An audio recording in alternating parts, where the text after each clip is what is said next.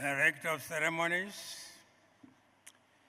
Minister for Provincial Affairs and Devolution, Bulawayo Metropolitan Province, Honorable J. Ngube, Minister of Public Service, Labor and Social Welfare, Honorable Cde Kembo Mohadi, the Chairman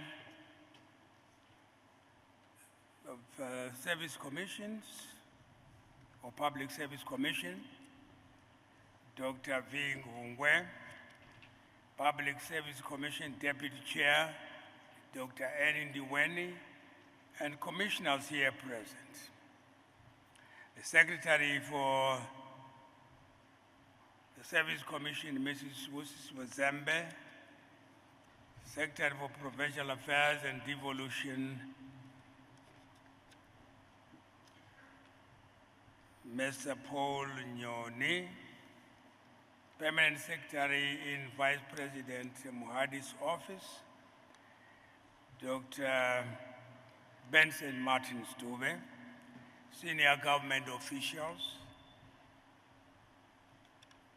our esteemed guest from South Africa, the chairman of the Public Service Commission in South Africa, Dr. Somadoda, senior government officials, esteemed delegates, media fraternity, invited guests, ladies and gentlemen.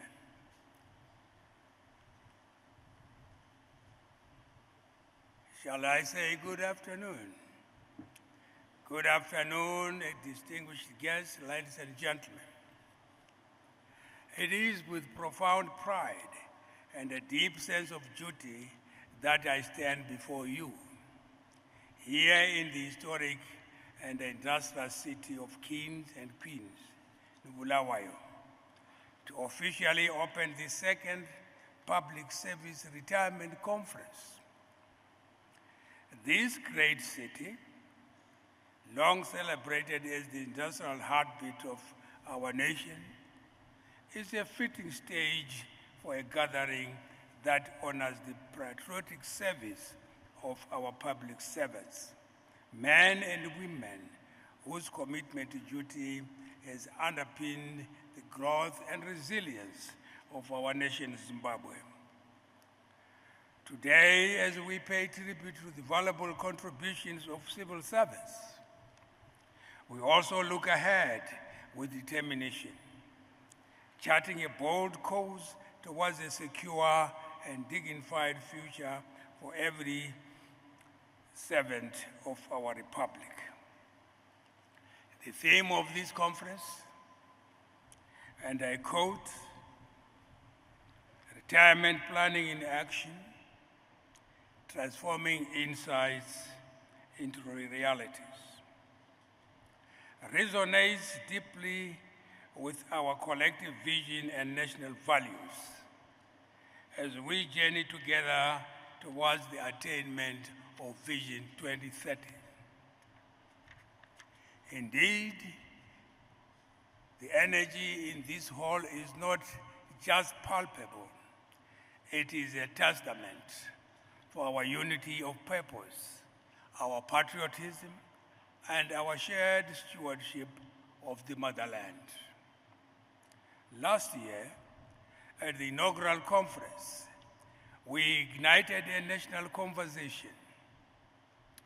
We declared that retirement planning is not a luxury, but a must, a cornerstone of a prosperous, inclusive Zimbabwe.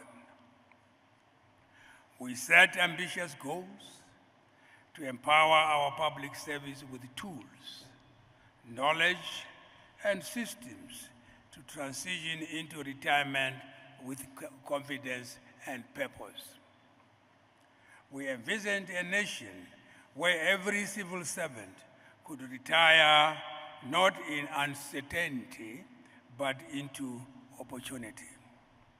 Today, we take stock of that vision, celebrate our progress, and recommend turning insights into tangible realities. Let me begin by commending the Public Service Commission, PSC, for diligently executing its constitutional mandate with commendable resolve. Section 199 of our Constitution tasked the Public Service Commission with ensuring an efficient, professional, and forward-thinking public service. Guided by government policy and in alignment with our national vision and attendant strategies, the Public Service Commission has demonstrated that it is not merely administering policy, but giving practical expression to it. Initiatives such as this conference are therefore not isolated programs. They are an extension of our collective commitment to building a public service that is responsive, patriotic, and future-oriented. In this regard, the work of the Public Service Commission is a vital step in our shared journey towards the attainment of Vision 2030, which the government has solemnly pledged to deliver an upper middle income society that leaves no one and no place behind under the mantra nyika inobakwa nebene bayo ilizwe lakhiwa ngabanikazi balo. Retirement planning is not a peripheral issue. It is the heartbeat of Vision 2030. An upper middle income society is measured not only by economic metrics, but by the dignity and security of its people, especially its retirees.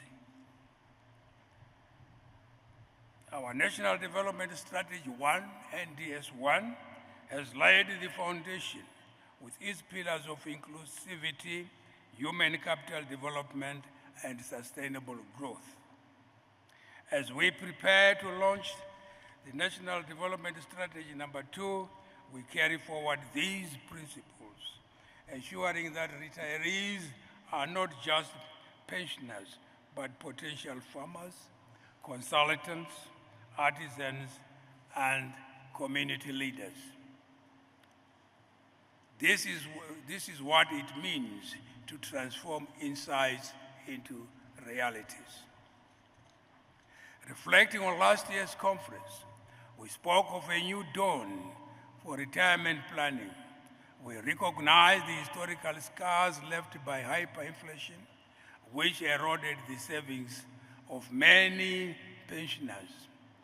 We pledged to restore dignity through justice, innovation, and empowerment. I'm proud to report that we have made significant strides in that trajectory. The Justice Smith Commission of Inquiry, which His Excellency the President, Dr. Emerson Mnangagwa, put in place to investigate the conversations of insurance and pensions policies, particularly the management of pensions and insurance funds and the erosion of retirement savings, has worked with diligence to redress the past injustice endured by our pensioners. Its recommendations reflect our government's unwavering commitment to equitable solutions. We have listened, we have acted, and we will continue to act until every pensioner's dignity is restored. The 2024 amendment to the Pensions and the Provident Funds Act stands as a landmark reform in this journey, marking a decisive step towards protecting pensioners, strengthening accountability, and restoring confidence in our retirement systems. This legislation established a modern, transparent and robust pension system, mandating inflation-proof investments and stringent governance to safeguard contributions. It is a direct response to the lessons of the past, ensuring that no Zimbabweans ever again loses their lives savings to economic volatility. This bill is not just law, it is my administration's covenant with the people. A promise that your future is as sacred as your service. Moreover, our microeconomic stabilization efforts have borne fruit. A stable local currency is the bedrock upon which our policy of public service can serve, invest, and plan with certainty.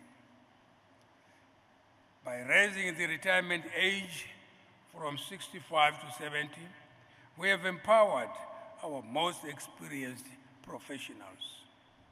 That is our doctors, engineers, teachers, and administrators to contribute longer while securing their financial futures. This is not just a policy, it is our government's unwavering commitment to ensure that those who built Zimbabwe are themselves built up. The National Housing Delivery Program stands as a shining example of our government's commitment. It is set to deliver 1 million housing units as part of Vision 2030, with a significant portion allocated to civil servants.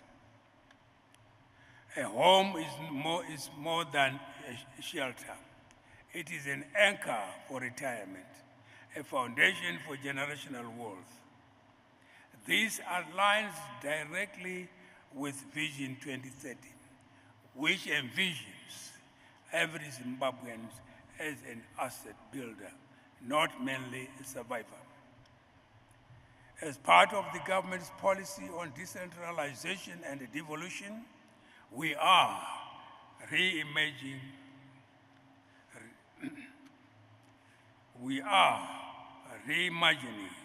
our rural areas as modern centers of comfort and productivity. Through the direction and redirection of factor endowments, we are building rural communities with modern housing designs, clean water, infrastructure, solar-powered energy systems, irrigation schemes, and vibrant local economies. These are not simply amenities, they are the foundations of dignified living. It is with such transformed settings that our retirees should joyfully return, not to retreat from life, but to embrace it anew, contributing to the building of modern communities and the advancement of rural livelihoods. Retirement, in this context, ceases to be an end. It becomes a dignified continuation of service to family, community, and country, anchored in financial wellness, social belonging, and the shared vision of a prosperous Zimbabwe under Vision 2030. Under the framework of education policy Heritage 5.0, our higher and tertiary institutions are called upon to lead a transformative approach to retirement preparedness. Innovation hubs within universities should actively explore ways to reskill and repurpose civil servants, equipping them with the tools and the mindsets for meaningful engagement beyond active service. Universities must also intensify research efforts to generate insight and evidence-based solutions that inform policy and programmatic interventions, ensuring that our strategies are both practical and impactful. Let this conference, therefore, stand as a clarion call, celebrating the extraordinary gains forged through the selfless sacrifices of those who fought in the first and second Chimurenga or Imvukela, and inspiring our ongoing revolution against poverty and societal inequalities. Just as our forebearers, over decades and through immense struggle, we secured our independence. So too must we approach today's challenges with patience, courage, and collective resolve. May the spirit of their dedication ignite a ripple effect across the nation, strengthening systems that honor the contributions of public servants and safeguard the futures of generations to come. We triumphed then, and united we shall triumph again. To the Public Service Commission and the Ministry of Public Service, Labor and Social Welfare, I extend my deepest gratitude for creating this platform for dialogue and innovation. To our private sector partners, banks, insurers, and asset managers, I challenge you to develop accessible, affordable products tailored for our public servants' needs. To every delegate here, I urge you to leave this conference with a personal plan of action. Retirement is not a cliff edge, it is a new frontier. Let us embrace it with the same courage and determination that defined our liberation struggle. This conference marks a profound shift. Retirement planning is no longer a whispered anxiety, but a national priority, a conversation embraced in every village and every city. The government has listened, and we have acted. Structured retirement planning is now embedded in our public service. I call on every Zimbabwean to plan proactively for retirement, to see it not as an end, but as a beginning. Life awaits us beyond service. Let this conference, therefore, be the forge where insights become realities. New businesses, new investments, and new dreams that secure our families and fuel our national growth. In the spirit of collective action and national prosperity, it is my distinct honor and privilege to now declare the 2025 Public Service Retirement Conference officially opened. Ngiyabonga. I thank you all.